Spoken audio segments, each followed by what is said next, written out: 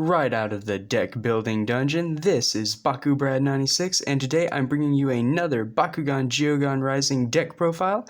This time, of course, it is based on Serpillious Ultra, the Bakugan that I just got through unboxing. If you missed that video, make sure you go back and check it out because it is a really fun unboxing. And before we get into the deck video, or deck profile, really quick, 80% of you watching are not subscribed, so if you are a new viewer, I want to invite you to go ahead and subscribe because I put out daily Bakugan content, including giveaways, unboxings, and deck profiles, but hopefully I will put out more. Currently, the giveaway going on is a Diamond Ventus Ultra. The winners will be announced on December 4th. All you have to do to enter that giveaway is be a subscriber and comment on the giveaway video your favorite Geogan. So very, very simple, and who doesn't like free, awesome Bakugan? But with that being said, let's take a look at this awesome deck profile. So I definitely wanted to make it as soon as I saw Serpillious. Definitely a very cool design in my opinion, one of my favorite, as I said in the unboxing. I just think it's really, really cool, and to have a deck on it is super cool as well. So, to start things off, we'll take a look at the character cards. Serpillious I won't spend a lot of time on because, again, I literally just unboxed him. But he has 2 Green Fists, a B power of 600, 1 damage, and if he lands on a said Green Fist, he gets another 600 B power. So, very strong on Green Fists, kind of a Green Fists deck. But I didn't want to rely too heavy on that core, so I do use different ones. The next Bakugan I use is Ventus Sharktar. Has a Helix core and a Green Fist core, B power of 600 and a damage of 4. So pretty good, strong B power. And then finally I run Falcron Ultra, Magic Shield and a Flaming Fist, B power of 700 and 3 damage. So this is where a lot of the power is as far as cores go, because having access to a Magic Shield and a Fire Fist, really nice in the deck. As well as the Helix from Sharktar, and if you take a look at the core lineup, I do end up with 3 Green Fist cores, which help the bad boy and the centerpiece of the deck, Serpillious himself. Speaking of cores, we're going to go ahead and take a look at those next. For the Green Fist, it is a standard lineup. All the same, we want as much power as we can get, so we have the plus 150 B power and plus 2 damage. Yeah, definitely wanted 3 of these because we want to make use of Serpillious' ability as much as possible. And the rest of them, pretty simple as well. I keep things strong with the Magic Shield plus 650 B power. The deck itself is nothing but debuff cards, which is slang for B power and damage reducing cards. So I have no way of adding B power and damage to myself. I rely solely on the Baku cores for that, and the deck only has 3 flip cards and 3 Geogans. So it is definitely an interesting deck profile, and that's why I rely on heavy B power core. So the Flaming Fist is a 150 B power and plus 4 damage. I went with this one because the extra damage does matter. Again, I don't have any way to up my damage. I can't rely on an opponent's Baku core, so I wanted a way to get a little more damage than usual. And then finally for the Helix, again, I want to make sure my B power is up there and can't be beat, so plus 500 B power and minus 1 damage. I went with this core instead of the plus 6 minus 3, because the Bakugan in the deck profile, in case anyone missed it, have very low damage, and minus 3 kind of hurts all of them. It would take 2 of them down to 0, and 1 would only have 1 damage, and that being Sharktar.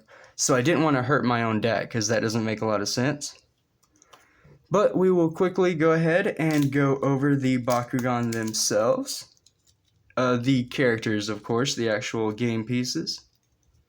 I won't spend a lot of time on it, but here's Dragon Mommy, or Daddy, itself, Serpillious Ultra. Such an awesome Bakugan, I cannot get over it. Very happy to have it. Then we have a Ventus Baby Shark. Hashtag Sharktar, everyone. And then to round things up, we have Falcron Ultra. Very nice Bakugan, very cool. I like the way they sculpt it, kind of pays homage to the Falconoid or Falconeer in the original series, but very nice nonetheless. And a very strong Bakugan too, which is why I like it. I love the core lineup, very good. And now the Geogan I run in the deck. Opening it off camera because it's a little hard to open. We have the Mutasect Geogan, Ventus of course. He looks kind of buggy for sure, but very interesting design, you know, it being an egg shaped. Then we have Diamond Talon. That's right, I'm using my Diamond Talon over the regular because I did want a little more power, and Diamond Talon is a bit stronger. Very cool. One of my favorite Geogan. Very nice. And then finally, the last Geogan I run in the deck is Ventus Vipergon. Alright. So that is all of the game pieces the deck runs. Now on to the card list, which I'm sure all of you have been waiting on. Starting things off with the card I run a lot of, it's 2 Toxify, 0 energy for -3 damage. You're going to be hearing a lot of minus today, I'm sorry, but like I said before, this is a debuff deck and we are doing nothing but taking away our opponent's B power and damage. So I run 3 Eviscerator Strike, 1 energy for -300 Bs, and if you play it on a Fusion Bakugan, it's -600 instead, so it becomes infinitely more powerful if you're going up against Fusion Bakugan. Well, I wouldn't say infinitely, but you all know what I mean. Like that's not too far of a stretch, right? Then I run 3 G-Force Drop, 1 energy for -300 B power, and the Scan ability. Very nice there. I always like to see what I'm drawing into or what my opponent might take away, depending. Next up is 2 Venom Blast, 1 energy to -4 damage. Then I only have a 1 of Bakucrew, 2 energy for -200 B power and -3 damage. Not the best, but again, I only have so many cards, and I wanted to make this strictly a -B power and -damage or debuff deck. Following that, I have 2 Piercing Scream, 2 energy for -400 B power. 2 Solar Wings, 2 energy for -5 damage. And if you energize this from your hand, you get to pay 2 to draw 1. Doubt that comes up very often. It doesn't come up for me, but only looking at that minus. That's all we want to see is minus, minus, minus. Then we have Ventus Shield, which is a 2 of again, -200 B power and -2 damage. Finally, a card I don't have to say minus on. It's one of our Geogan, this one being Vipergon. Is 2 energy to play, a B power of 500 and 10 damage. If it lands on an orange shield, it gets +1000 B power and -5 damage. So kind of at a loss with this Geogan because unfortunately I do not run any orange shields in the deck, so I would have to rely on my opponent having one. But my thought around this is I have so many debuff cards as I can get my opponent lower than 500 B power and win using that 10 damage and not losing any. At least that is the hope. And then I have Cocoon Shield, a 3 energy cost card to make a Bakugan's B power become 1000. Not a lot of people see this as a debuff card, but when Bakugan can reach, the B powers of 22, 23, 2400, being able to take their B power down to 1000 and sort of control and manipulate them is very nice and underrated in my opinion. Not to mention, you could use it on your own Bakugan for a comeback win. A very versatile card, and I'm sad I only have one, but I use the one I have in every Ventus deck I own. Or make, I guess.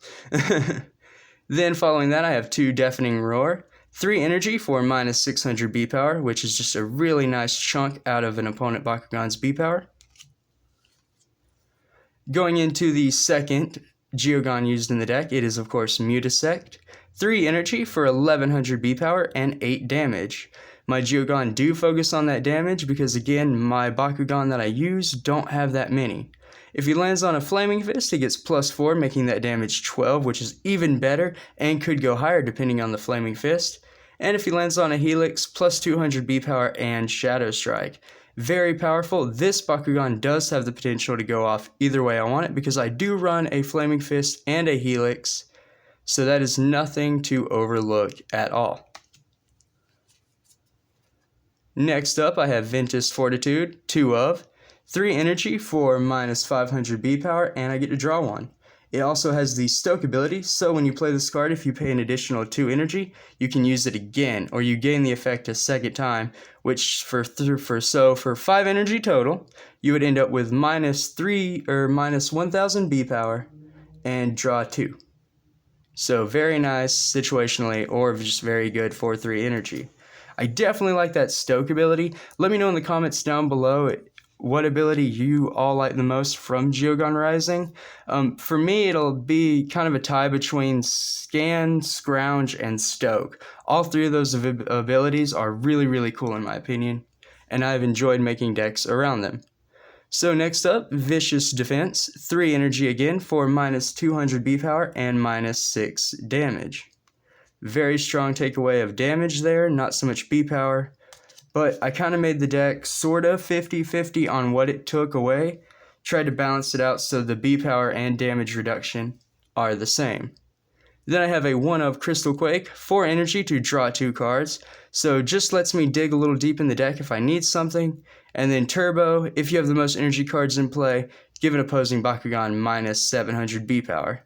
So it's a card draw in my deck and a debuff card depending on how much energy I have, which I thought was really cool because it doubled his 2 uses in the deck. Then I use 3 Ventus Aerial Trick, which is a 4 energy card for minus 400 B power and 4 damage. But if a Scan or Scrounge effect allows you to look at this card on top of your deck, you can reveal it to give a Bakugan minus 200 B power and minus 2 damage. So very, very nice card. Again, being able to have a Scan or Scrounge effect go off into this card is really nice. Not many of the cards I have in this deck scan right now, but the minus 400 B power and minus 4 damage for 4 is what I mainly focused on. Then you can't have a minus B power, minus damage deck without Winton, the brawler himself, or Winton, sorry, my talking is awful. But anyway, Winton, Bakugan Brawler, 4 energy, and sorry I can't get my camera to focus. Fail. But anyway, when an effect would reduce an enemy's B or damage, it is reduced by double that amount. So all the cards I've just shown everyone, double their effects, and wow, this deck goes from being okay to really, really scary. Unfortunately, I only have the 1 of him, but if you had 3, you definitely want to run 3 because he, card-wise, is definitely the centerpiece of the deck. Bakugan-wise, I would argue it's Serpillious just because he's my favorite, and I made the deck around him because I got him, and he's awesome. So then we have some 1-ofs, of course. We have Glacial Glare, 5 energy for minus 1000 B power and Scan. So here's the Scan card, and this is the card pulled with Serpillious, so there's no way I couldn't add it because, I mean, it's a debuff. Just irony, right? Like, you couldn't script that perfectly, like, any better. Then Diamond Talon, 5 energy for 2200 B power and 6 damage. And that artwork is awesome. Diamond Ventus Eagle, everyone. Diamond Ventus Eagle. Next up is Ventus Trap, 5 energy for a minus 500 B to an enemy Bakugan and plus 10 damage to one of your own. So one of the few cards that actually do something for us in the deck, but it is a debuff nonetheless. Kind of cool. Definitely wanted to put it in.